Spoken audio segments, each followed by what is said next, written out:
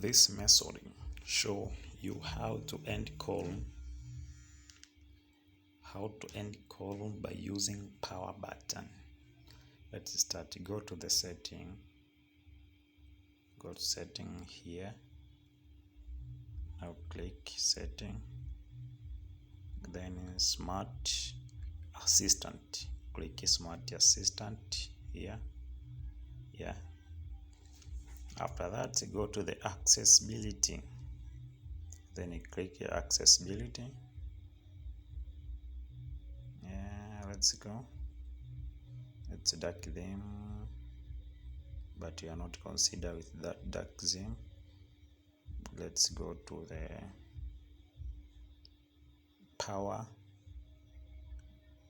button and scroll here. If you turn off this, when you click the power button, it will not end call. And when you turn this on, when you are calling, when you press this power button, it will end that call. This is the simplest way how to end call by using power button. So practice it, you will be fine on that.